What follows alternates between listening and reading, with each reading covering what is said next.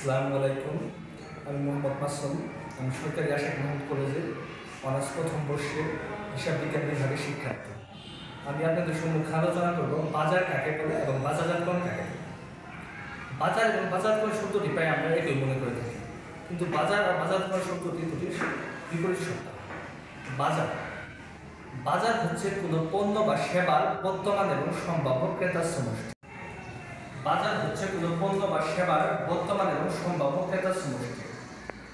বাজার কোনো নির্দিষ্ট স্থান নয়। যেমন আপনি একটি অনলাইনে পণ্য অর্ডার দিবেন, পণ্যটি আপনার বাসায় যে পেয়ে থাকবেন আপনার বাসায় একটি বাজার। তাই আমরা বাজারের ক্ষেত্রে অনেকেই বলে থাকি বাজার একটি হচ্ছে নির্দিষ্ট স্থান। আসলে বাজার কোনো নির্দিষ্ট স্থান নয়। আর বাজারজাতকরণ যারা মার্কেটিং কাজের সঙ্গে জড়িত তারা বাজারজাতকরণ, তাদেরকে বাজারজাতকারী বলা হয়। বাজারজাতকরণ কাকে বলে?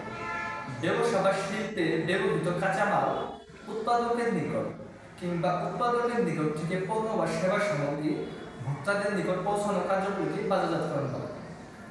বাজারজাতকরণ কার্যক্রম হচ্ছে পরিবহন, গুদামজাতকরণ, প্রমিতকরণ, পর্যায়িতকরণ, মৌখিকরণ। পরিবহন ব্যবসা বা শিল্পে ব্যবহৃত কাঁচামাল উৎপাদকের নিকট থেকে ভোক্তাদের নিকট পরিবহনের মাধ্যমে পৌঁছানো হয়।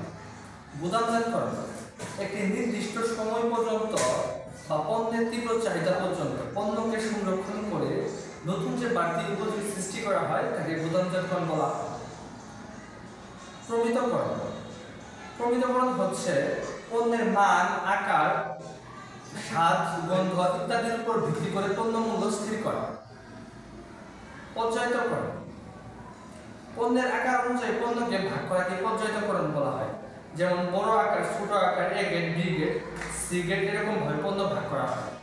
মৌখিকরণ পণ্যকে ভাঙা বা নষ্ট করার হাত থেকে রক্ষা করার জন্য অতিরিক্ত